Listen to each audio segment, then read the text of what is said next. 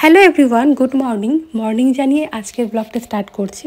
তো সবে মাত্র এই যে ঘুম থেকে উঠেছি, আর আমি কিন্তু রাতের বেলায় ছোট বালিশ দুটো নিয়ে ঘুমোই, কারণ না হলে না পেটে ভীষণ চাপ লাগে, পেটটা কীরকম যেন শক্ত হয়ে যায়। ঘুম থেকে উঠেই প্রথম কাজ আমার নিজের হাতের তালা দেখে তারপর হচ্ছে আমি ঠাকুরকে প্রণাম করি। এখানে আমার একটা মায়ের মুখের ছবি আছে, মানে মা কালীর। তারপর এদিকে গোপালের ছবি আছে ড্রেসিং টেবিলের এখানে, তো গোপালকেও প্রণাম করে নিলাম। এখন হচ্ছে আমি বিছানা থেকে উঠবো। এইভাবেই কিন্তু রোজ আমার সকালটা হয়। আর তোমরা আমাকে জিজ্ঞাসা করো যে আমার কি রাতের বেলা ভালো ঘুম হয়? কি বলো তো, এখন তো রাতের বেলা ঘুমটা একটু কম হবেই। কারণ কি বলো তো, মানে যেই সাইডে ঘুমোই, ডান সাইডে যদি ঘুমোই ডান সাইডে বেশিক্ষণ শুয়ে থাকতে পারি না, বা সাইডে শুলে পরে বা সাইডেও বেশিক্ষণ শুয়ে থাকতে পারি না। একবার ডান পাশ একবার বা পাশ, ডান পাশ বা পাশ, এরকম করতে করতে পুরো রাতটা চলে যায়। কিন্তু তার মধ্যেও আমি ঘুমিয়ে নেই, ঘুম কিন্তু আমার পূরণ হয়েই যায়। তো এই যে ঘুম থেকে উঠে বিছানাটা পরিষ্কার করে নিলাম, আমি এদিকে কিন্তু বাসি নাইটিটাও ছেড়ে নিয়েছি। তারপর হচ্ছে এখন এক এক করে প্রত্যেকটা ঘর ঝাড় দিয়ে নেব। আমি ঘুম থেকে উঠে শুধু ঘরটাই ঝাড় দিয়ে নিই, আর মা এদিকে কিন্তু উঠোন ঝাড় দিয়ে রান্নাঘরের কাজগুলো এখন করে ফেলে। আগে তো আমি সবসময় রান্নাঘরের কাজ করতাম, ওভেন ক্লিন, বাসি যা বাসনপত্র থাকে, তো ওগুলো এখন শাশুড়ি মাই পরিষ্কার করে। আমার একটু ঘুম থেকে উঠতে লেট হয়ে যায়, উঠে দেখি মার হচ্ছে সব কাজ হয়েই যায় প্রায়। আমি শুধু ঘরটা ঝাড় দিয়ে তারপরে চলে যাই চা করতে। তো ঘরটা ঝাড় দিয়ে এদিকে ব্রাশ করে ঘরে এসেছি, এখন দেখো চুলের জটটা ছাড়িয়ে নিচ্ছি। আর কালকে এত মাথা যন্ত্রণা করছিল, কালকে একটু চুলে তেল দিয়েছিলাম। আর হ্যাঁ বন্ধুরা, আজকের ভিডিওটা তোমরা কেউ স্কিপ করে যেও না, আজকে অনেক কমেন্টের তোমাদের রিপ্লাই দেবো। যেমন আমি সারাদিনে ক লিটার জল খাই, তারপর ডক্টর যে আমাকে বলেছে আমার নর্মালেও হবে বা সিজারেও হবে, আমি কোনটা চুজ করলাম, নর্মাল নাকি সিজার। তারপর আমি কি ড্রাই ফ্রুটস খাই, সব কিছুই আমি তোমাদের সঙ্গে আজকে কিন্তু শেয়ার করব। তো এই যে দেখো আমি চলে এসেছি চা করতে এসে আমি এদিকে জল খাচ্ছিলাম। আসলে ঘুম থেকে উঠতে একটু লেট হয়েছে, তাই জন্য ফটাফট করে মাথাটাতে চিউনি করে রান্নাঘরে এসেছি, এদিকে চাটা বসিয়ে দিয়ে জলটা খেয়ে নিলাম। ফার্স্টে এখানে বাবার জন্য শুধু চা করে নিয়েছি, কারণ বাবা তো লাল চা খায়। বাবাকে চা দিয়ে এসে তারপর মা আর আমার বরের জন্য চা করব।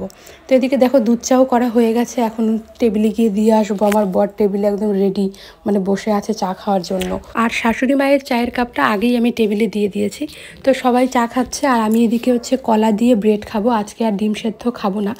কারণ আমার না, যে বলেছিলাম আমার একটু চুলকানির প্রবলেম হয়েছে, মানে এই প্রেগনেন্সিতে অনেক র্যাশেস বেরিয়েছে। তো যেহেতু আমি রোজ ডিম খাই, তাই জন্য না অনেকটা বেড়ে গেছে চুলকানিটা। তাই জন্য আজকে আর ডিম খাইনি, শুধু কলা আর ব্রেড নিয়েছি। তো কলা আর ব্রেডই খাবো, দেখি চুলকানিটা একটু কমে নাকি, কারণ প্রচণ্ড অসহ্য লাগছে, কদিন ধরে না অনেকটা বেড়ে গেছে। আর আমার শ্বশুরমশাই এদিকে চা খাওয়া দাওয়া করে কিন্তু সোজা চলে গেছে বাজারে। তো বাজার থেকে কী আনে চলো তোমাদেরকে দেখাই। তো বাবা হচ্ছে এদিকে সবজি বাজার করে এনেছে, মাছ এনেছে, আমার গালামাল খরচাও নিয়ে এসেছে, যেমন এখানে দুধ পাউডার, চিনি, যেগুলো মা নিয়ে যাচ্ছে, তারপর তেল, অনেক কিছু এনেছে। তো কি মাছ এনেছে চলো তোমাদেরকে দেখা। আজকে হচ্ছে আমার বর কাতল মাছ ভাপা খেতে চেয়েছে, সেদিন রেস্টুরেন্টে খেয়েছিল, ওর নাকি দারুণ লেগেছে। তো তাই জন্য বাবাকে কাতল মাছ আনতে বলেছে। আর দেখো বাবা কতগুলো কাতল এনেছে, আর কাতলটা নাকি অনেক বড় ছিল। তো তাই জন্য বাবা একটু বেশি করে এনেছে, বলেছে এই কাতল মাছটা টেস্টি হবে। আর এখানটায় গুঁড়ো মাছ এনেছে, মা হচ্ছে খেতে চেয়েছে গুঁড়ো মাছের চচ্চড়ি খাবে বলেছে, তাই জন্য এখানটায় মা চেয়েছে মৌচি মাছ খেতে, কিন্তু বাবা পায়নি, তাই দাঁড়কা পুঁটি এগুলো নিয়ে এসেছে। আর এদিকে দেখো আমি হচ্ছে এখানটায় মশলাগুলো সব রেডি করেছি কাতল মাছ ভাপা করার জন্য। আর গামলায় যে মাছগুলো আছে ওগুলো রেখে দেবো, কালকে খাওয়া যাবে। কাতল মাছের তরকারিটা আমিই করব, আর হচ্ছে ছোটো মাছের চচ্চড়িটা মা করবে, কারণ পোস্ত সবজিটা আমার হাতেই বেশি ভালো হয়। তো এখানটায় হচ্ছে মাছগুলোতে হলুদ লবণ লাগিয়ে নিলাম, আর একটু সর্ষের তেল দিয়ে দিলাম। তারপর হচ্ছে এখানটায় মশলাগুলো মা বেটে দিচ্ছে, কারণ শিলনোড়া এখন তো মশলা বাটাটা আমার ঠিক না, প্রেশার পড়ে, তাই জন্য হচ্ছে মাই কিন্তু এদিকে মশলাটা করে দিয়েছে। তো এখানটায় যা যা ছিল, সর্ষে, একটু পোস্ত, তারপর লঙ্কা, সব কিছু, তারপর গোটা জিরে, এগুলো বেটে দিয়েছে মা। সব কিছু দিয়ে মেখে নিলাম, আর এখানে কড়াইতে শুকনো লঙ্কা আর জিরে দিয়ে একটুখানি পেঁয়াজ দিয়েছি, পেঁয়াজটা না দিলেও হবে। তো আমি একটু পেঁয়াজ দিয়েছি বেটে, তারপর পোস্তটা দিয়ে মাছটাও সাথে দিয়ে দিয়েছি, যেহেতু মাখিয়ে রেখেছিলাম একসঙ্গে। বেশি একটা ভাজবো না, পরিমাণ মতো জল দিয়ে দিলাম, সেদ্ধ হওয়ার পর যেন একটু ঝোল থাকে, যেটা দিয়ে ভাত মেখে খাবো আর কি। রান্না করার পর আমার না ভিডিও করার কথা একদম মাথায় ছিল না, তাই আর ভিডিওই করিনি। তারপরে যে খাওয়া দাওয়া করে আমার বর হচ্ছে এখন যাবে গাড়ি ইন্স্যুরেন্স করতে, তো তাই জন্য হচ্ছে কার্ডটা বের করে নিচ্ছে। আর আমিও ভাবলাম তোমাদের সঙ্গে একটু শেয়ার করি। কারণ 5 তারিখ হচ্ছে লাস্ট ডেট ছিল, তাই 4 তারিখই চলে গেছে আমার বর। কারণ এর আগে তো আমাকে ডক্টরের বাড়ি যেতে হতো, তো আমার বর বললো যে ডক্টর এখান থেকে তোমাকে নিয়ে আসি দেখিয়ে তারপর হচ্ছে গাড়ি ইন্স্যুরেন্স করব। তাই এই যে এখন আমার বর হচ্ছে যাচ্ছে গাড়ি ইন্স্যুরেন্স করতে। আবার কি করবে আমি ঠিক অত জানি না, দুটো কাজ করা বাকি আছে আর কি, সেগুলোই করবে। হ্যালো এভরিওয়ান, তো খাওয়া দাওয়া করে আমার কিছু জামা কাপড় কাচার ছিল, সেই জামা কাপড়গুলো কেচে দিয়ে স্নান করে ঘরে এসেছি, এসে একটু ফ্রেশ হয়ে নিয়েছি। আর এখন বেজে গেছে 1টা। তো তোমাদের কিছু কমেন্টে রিপ্লাই দেওয়ার জন্য চলে এসেছি, আর তোমাদের সঙ্গে অনেক কিছু শেয়ার করারও আছে। তোমরা অনেকে অনেক কিছু জানতে চাও, তো কেউ স্কিপ করে যেও না, অনেকটা তোমাদের কাজে আসবে আমার কথাগুলো। খুব ভালো ভালো জিনিসই তোমাদের সঙ্গে শেয়ার করবো, যেগুলো তোমরা জানতে চাও সেগুলোই।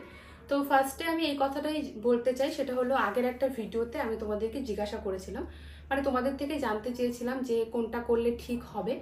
তো ডক্টর আমাকে বলেছিল আমি সিজারও করতে পারি, আমি নর্মাল ডেলিভারিও করতে পারি, তো আমার যেটা ইচ্ছে। কিন্তু আমি ডক্টরকে তো বলেই দিয়েছি আমি সিজারেই করব, কারণ আমার নর্মালি ভয় করে।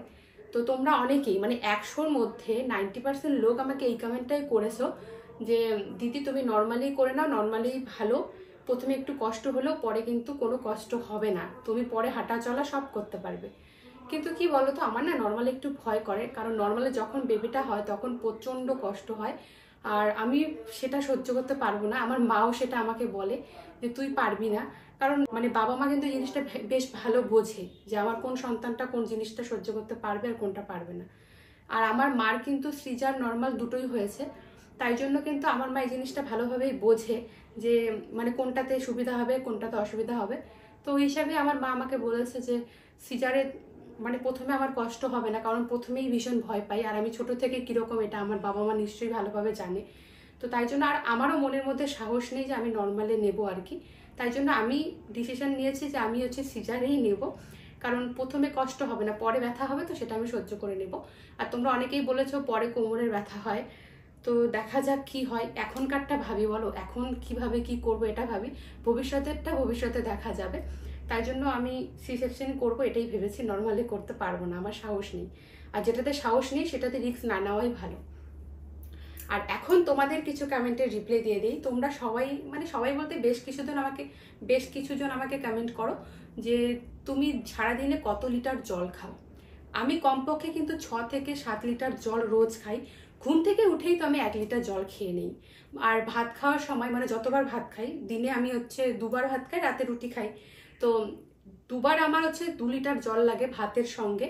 আবার রাতে রুটি খাই তখন 1 লিটার লাগে, মানে 3বার খাওয়ার সময় আমার 3 লিটার লেগে যায়, ঘুম থেকে উঠে 1 লিটার লেগে যায়। তো 4 লিটার জল তো আমি খাওয়ার সময় খেয়েই নেই। তাছাড়া কিন্তু টোটাল আমি সারাদিনে কিন্তু 6 লিটার জল খেয়েই নিই কম করে। কখনো হিসাব করিনি, কিন্তু এটা আমি তোমাদের আইডিয়াই বলছি, 6 লিটারের কম জল কিন্তু আমি খাই না কখনো। বেশি হবে, কম হবে না। আর আমি কি কি ড্রাই ফ্রুটস খাই সেটাই তোমাদের সঙ্গে আজকে শেয়ার করব। তো আগে কিন্তু আমি খেজুরটা খেতাম, তোমরা যারা খেজুর খাও না খেজুর খেও, খেজুর খাওয়াটা ভালো, রক্ত হয়। আর এখন আমি ইদানিং খেজুরটা খাই না, কারণ আমি তো তোমাদেরকে বলেছি যে আমি নর্মাল ডেলিভারি করতে চাই না। খেজুর খেলে নাকি নর্মাল ডেলিভারিরও চান্স থাকে, আর আমার ভয় করে, তাই জন্য আমি কিন্তু খাই না। এটা হচ্ছে কি বলতো, খেজুর খেলে যে নর্মাল ডেলিভারি হবে তার কোনো মানে নেই, মানে শুনেছি তাই আমার ভয় করে, তাই খাওয়া বাদ দিয়ে দিয়েছি। প্রথম আমি 7 মাস পর্যন্ত কিন্তু আমি খেজুর খেয়েছিলাম, প্রেগনেন্সি 7 মাস পর্যন্ত। তো কি কি বাদাম খাই চলো তোমাদেরকে বলি। আমি হচ্ছে তোমাদেরকে দেখিয়েই বলি কি কি বাদাম আমি খাই।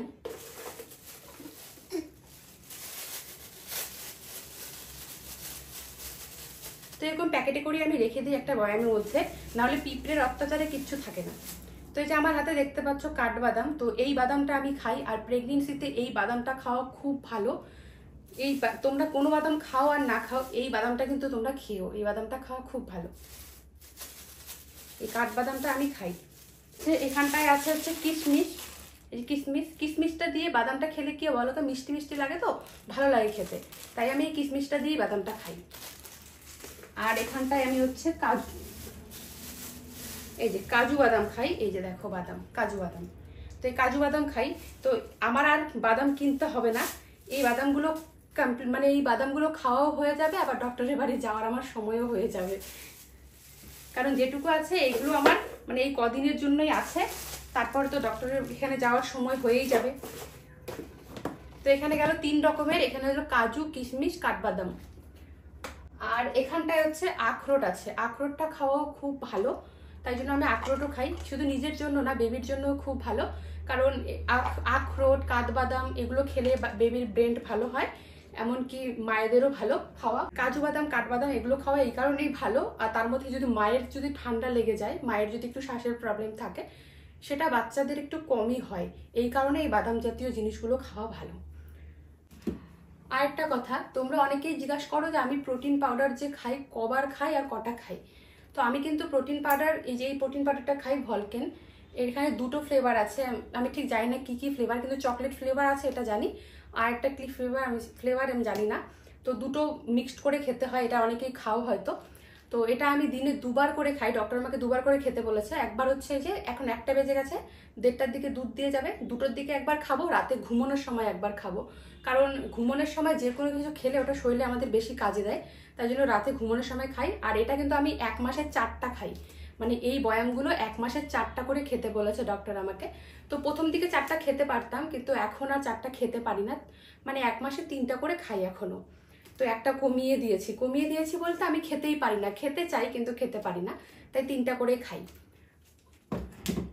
আর একটা জিনিস বলি, মানে আমি দুধের মধ্যে কিন্তু কেশর দিয়ে খাই, কেশর খেলে নাকি বাচ্চা ফর্সা হয়, আমি ঠিক জানি না ফর্সা হয় কিনা, কিন্তু মানে যেটা শুনেছি, আমিও কিন্তু তোমাদের মতো, তোমরা যেরকম আমার কাছে শুনছো সেরকম আমিও অন্য ভিডিও দেখে তারপরেই কিন্তু এগুলো খাই। তো তোমরা হচ্ছে মার্কেটে এরকম এসে পেয়ে যাবে, এরকম ছোট ছোট এই যে ডাব্বা পেয়ে যাবে, এগুলো কেশর, মানে যে দেখো অল্প কটা, মানে 4-5টা করে পাতা হচ্ছে দুধের মধ্যে দিয়ে খেতে হয়, তাহলে কেশর খাওয়াটা ভালো। কেশরটা হচ্ছে গরম জাতীয় জিনিস, এখন যেহেতু প্রেগনেন্সি 9 মাস পড়ে গেছে, মানে 7 মাসের পর থেকে কিন্তু এটা খেতে হয়। তোমরা আবার কেউ মানে 4 মাস 5 মাস যাদের, তারা কিন্তু খেও না, কারণ এটা খুব গরম একটা জিনিস। তাই জন্যই বলছি, তোমাদের যাদের প্রেগনেন্সির 7 মাস পার হয়ে গেছে বা 7 মাস চলছে, তারাই কিন্তু এটা খেও, 7 মাসের আগে কিন্তু এটা খেতে নেই। মানে 8 মাস 9 মাসে এটা খেলে ভালো। আমি কিন্তু আমার যখন 8 মাস পার হয়েছে, 9 মাসে পড়েছি, 9 মাসে পড়ার কিছুদিন আগের থেকেই খাচ্ছি আর কি। তো এই কেশরটা তোমরা খেতে পারো দুধের মধ্যে গুলিয়ে, তাহলে নাকি বেবি ফর্সা হয়, আমি ঠিক জানি না। আর এটা আমাদের মানে কি বলতো, মানে হতেও পারে নাও হতে পারে, বাবা মা ফর্সা হলে বাচ্চা এমনিই ফর্সা হয়, এটা হচ্ছে ভাবনা। মানে সবাই আমরা মারা চাই না যে আমাদের বাচ্চারা একটু দেখতে সুন্দর হোক, কিউট হোক, সবাই চাইতো তাই না, মানে সেটা ভেবেই কিন্তু আমিও খাই, তোমরা চাইলে খেতেও পারো, নাও খেতে পারো। আর এইভাবে প্যাকেটে বেঁধে রাখি কেন জানো, কারণ একদিন কি হয়েছে, একটা বয়ামের উপরে রেখেছিলাম, পড়ে গিয়ে সব কেশর আমার পড়ে গেছিল, তাই এইভাবে বেঁধে রাখি, পড়ে গেলেও যেন প্লাস্টিকের ভেতরে থাকে। তো এই গেল তোমাদের সঙ্গে সবটাই শেয়ার করলাম। তো চলো, কিরকম লাগলো ভিডিওটা কমেন্টে জানিও। তো আজকের মতো টাটা, কালকে দেখা হচ্ছে নতুন কোনো ভিডিও নিয়ে।